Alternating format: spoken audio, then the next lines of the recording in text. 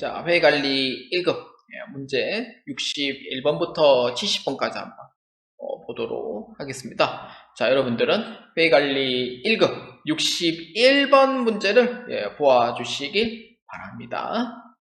근로소득자인 김사미 씨는 2022년도 수령 내역이 다음과 같을 때 소득세법상 총금액을 계산하면 얼마인가? 입니다. 단 김사미 씨는 1년간 계속해서 근무를 합니다. 자, 이거 계산해 보도록 하죠. 이때 이 계산기가 조금 필요로 합니다. 자, 급여는 매월 270만원이고요. 270만원에 12달 하면은 3240만원이 되고요. 그 다음에 이사회 결의에 의해서 지급받는 상여 900만원 더해줍니다.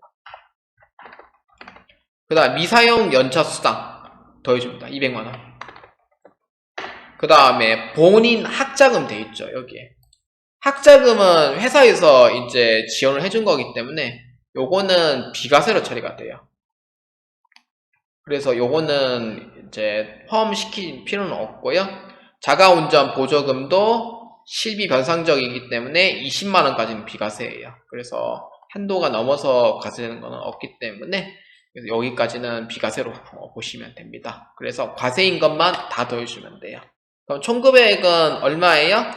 4,340만원이 되겠습니다. 그래서 정답은 3번으로 체크해 주시면 되겠습니다. 자, 회의관리 1급 문제 62번입니다. 다음 중 소득세법상 소득 구분에 관한 설명으로 가장 올바르지 않은 것은? 입니다. 소득세법상 이제 소득 구분에 관한 설명인데, 자, 1번부터 한번 봅시다. 자, 1번. 부동산 임대에 따른 소득, 사업소득. 맞죠? 부동산 임대는 뭐 사업소득이니까 맞는 거고. 그 다음에 2번. 퇴직소득에 속하지 않은 퇴직위로금. 퇴직위로금하고 퇴직공로금은요, 퇴직소득에 속하질 않아요. 그러니까 근로소득으로 이제 보는 겁니다. 그래서 2번은 맞아요. 그 다음에 계약, 위약 또는 회약으로 인하여 받는 위약금은 기타 소득입니다. 이거는 일시적인 소득으로 보고요. 비영업대금의 이익은 배당소득이 아니고 비영업대금의 이익은 이자 쪽으로 보기 때문에 이자 소득으로 보아주시면 됩니다. 그래서 이에 옳지 않은 답은 몇 번? 4번으로 체크해 주시면 되겠습니다. 자, 회의관리 1급 문제 63번입니다. 다음 중 소득세법상 종합소득공제에 해당하지 않은 것은? 입니다. 종합소득공제라고 되어 있고요. 이때 이 종합소득공제는 어떤 거냐면은 인적공제하고 추가공제가 이렇게 있고요. 그 다음에 소득공제가 이렇게 있어요. 이게 종합소득공제라고 이제 부르는데, 이 소득공제에 대해서 설명하자면은 이 5가지로 볼 수 있죠. 첫 번째는 4대 보험공제, 두 번째는 주택자금공제, 그 다음에 세 번째는 주택청약 공제, 그 다음에 네 번째는 신용카드 소득공제, 마지막 5번째는 개인연금 저축입니다. 개인연금 하면 안 돼요. 개인연금 저축이에요. 이 5가지거든요. 그렇기 때문에 해당되지 않는 걸 찾는 거예요. 인적공제, 그 다음에 주택담보노 이자비용 공제, 이거죠. 주택자금공제, 유동화 전문회사 등의 지급 배당 소득공제. 이거는 종합소득공제가 아니에요. 63번에 대한 부분은. 그래서 정답은 4번으로 보아주시면 되고요. 연금보험료 공제는 그냥 4대보험 같은 거 생각하시면 돼요. 국민연금, 국민연금에 대한 얘기구나. 그럼 4대보험 생각하시면 돼요. 그렇기 때문에 소득공제에 해당하지 않는 부분 4번으로 보면 되고요. 지급배당 소득공제 같은 경우에는 그냥 배당소득으로 보시면 돼요. 그래서 답은 4번입니다. 자, 회의관리 1급 문제 64번입니다. 입니다. 다음은 거주자 김삼희 씨의 배우자 및 부양가족에 관한 자료입니다. 김삼희 씨의 종합소득과세 표준 신고와 관련하여 종합소득공제를 적용받을 수 있는 인적공제 금액은 얼마인가? 입니다. 단 자료에 모든 사람은 김삼희 씨와 생계를 같이 합니다. 자, 봅시다. 배우자 소득 없음. 그러니까 본인도 포함해야 되죠, 당연히. 배우자는 소득이 없대요. 그럼 배우자는 나이 제한이 없으면서 소득이 100만원 이하니까 공제되고, 장남은 장애인이기 때문에 나이 제한이 없어져요. 소득이 없기 때문에 장남도 해당이 돼요. 그 다음에 차녀 이자 소득 금액 1000만원 있다. 이건 2000만원까지는 분리과세 적용하는 거기 때문에 소득을 안 보죠. 소득이 없는 걸로 취급해요. 그래서 공제돼요. 그래서 차녀. 자, 그 다음에 부친 사업소득 금액 300만원 있다. 그러니까 100만원 넘어가면은 요거는 공제 못 받죠. 부과되죠. 그래서 요거는 제외. 이렇게 보시면 돼요. 그래서 총 4명입니다. 그래서 600만원이고, 거기에서 이제 보면은 이 문제가 종합소득 공제를 이제 찾는 거기 때문에 거기에 추가 공제에 해당하는 장애인 공제도 포함시켜야 돼요. 장애인 공제는 200만원 공제됩니다. 두 개 합치면 얼마? 800만원이 돼요. 그래서 64번에 해당하는 정답은 몇 번이에요? 3번으로 체크해 주시면 되겠습니다. 자, 회계관리 1급 문제 65번입니다. 다음 중 소득세법상 양도소득 과세 대상으로 가장 올바르지 않은 것은 입니다. 양도소득입니다. 자, 1번 골프 회원권 등 특정 시설물 이용권 양도. 이건 양도소득인 거죠. 그 다음에 2번 대주주에 해당하지 아니하는 주권 상장법인 주식의 장래 양도입니다. 대주주에 해당되지 않는다라고 되어 있잖아요. 게다가 상장법인이기 때문에 상장법인은 원래 양도소득 자체가 없어요. 근데 대주주라고 하면은 그때 말이 달라지긴 하는데 요거 같은 경우에는 대주주가 아니기 때문에 게다가 상장법인이기 때문에 요거는 양도소득이 따로 부과되지는 않습니다.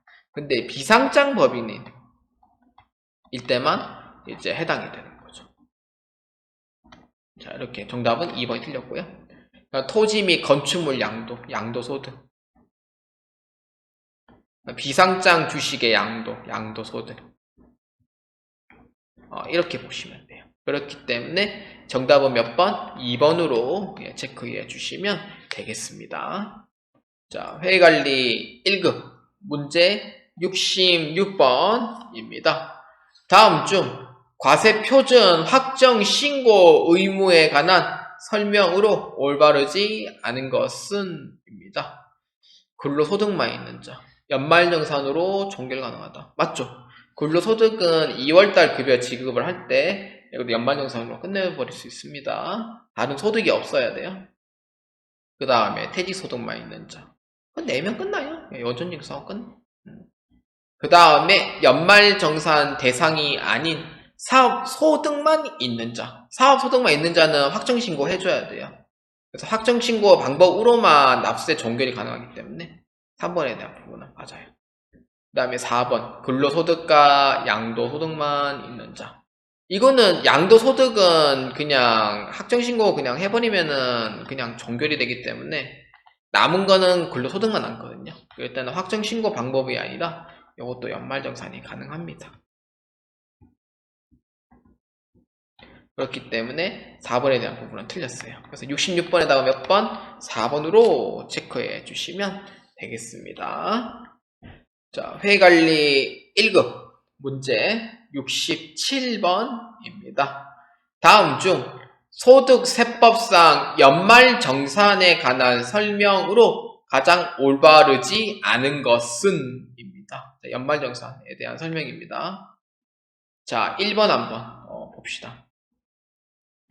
회사는 근로자의 2022년 근로소득에 대하여 2023년 2월분 급여를 지급하는 때 연말정산을 하여야 한다. 맞죠?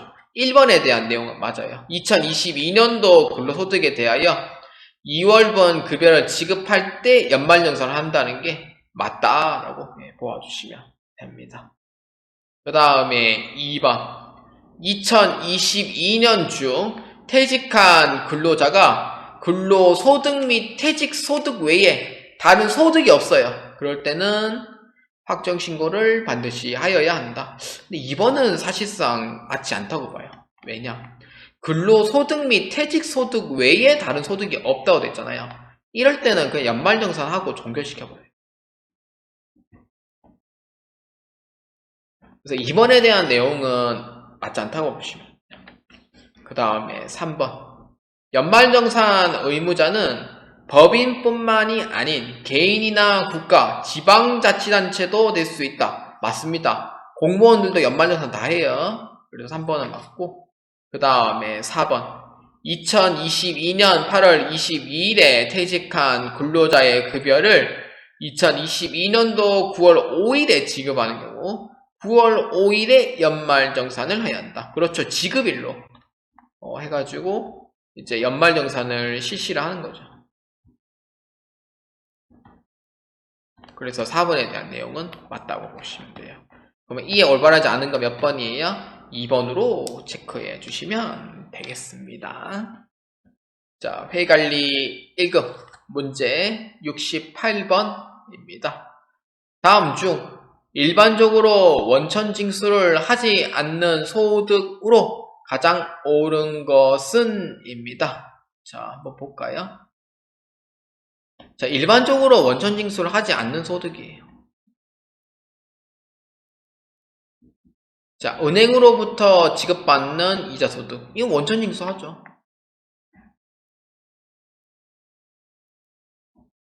그 다음에 2번.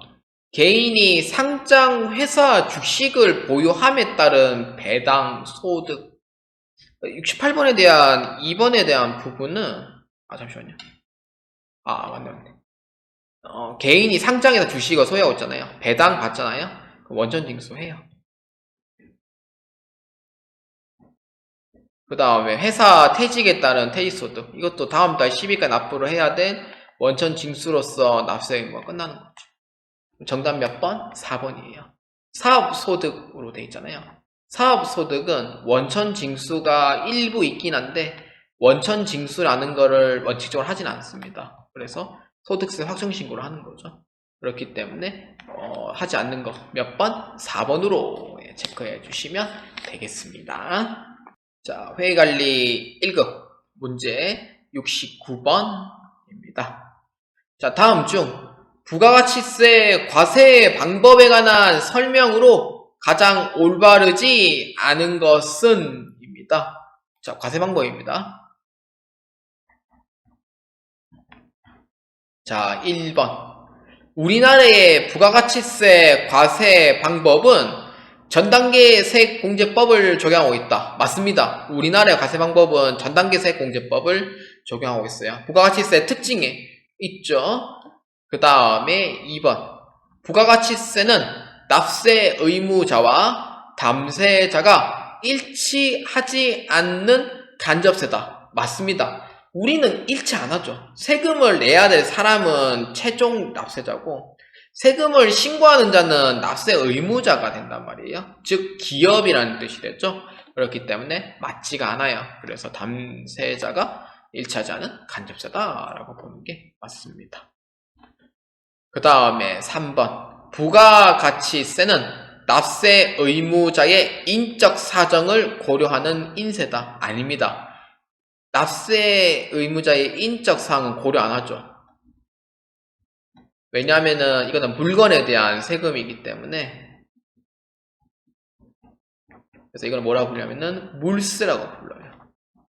그래서 3번에 대한 부분은 아니다라고 보시면 되고 그 다음에 4번.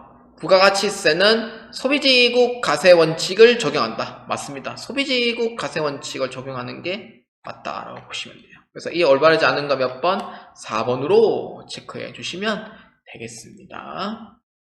자, 회의관리 1급 문제 70번입니다. 다음 중 부가가치 세법상 사업자에 관한 설명으로 가장 올바르지 않은 것은 입니다. 자, 1번 문제에 대해서 한번 보겠습니다. 사업자에 대한 설명입니다.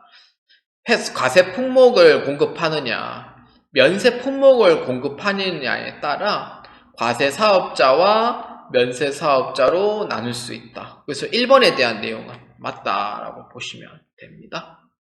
그 다음에 2번 과세 사업자라 할지라도 면세 대상 재화 또는 용역을 공급하는 경우 부가가치세가 면제된다. 면세 대상 재화 또는 용역 공급한다. 그렇죠. 과세 사업자라고 하더라도 이번에 대한 부분은 면세 대상에 대한 공급을 했다라고 하면은 면제되는 건 맞습니다. 그러니까 면세 대상인 거는 맞다 보시면 돼요. 그 다음에 3번 면세 사업자인 경우 면세 품목에 대해 부가가치세가 면제되므로 부가가치세법상 납세 의무는 지지 않는다. 그렇죠. 면세에 대한 부분은 부가가치세 신고 사업장은 아니에요. 근데 대신 협력 의무는 존재를 합니다. 그래서 3번에 대한 부분은 맞아요. 자, 그 다음 4번 공급 대가의 규모에 따라 일반 과세자와 면세 사업자로 구분한다. 틀렸죠? 어디 틀렸어요? 여기 틀렸죠? 자, 그럼 뭐예요? 간이가세자죠. 공급 대가의 규모에 따라서는 간이가세자하고 일반 과세자 나눠지게 돼요. 4번에 대한 내용은 틀렸다라고 보시면 돼요. 그래서 이에 해당하는 정답 몇 번이에요? 4번으로 체크해 주시면 되겠습니다.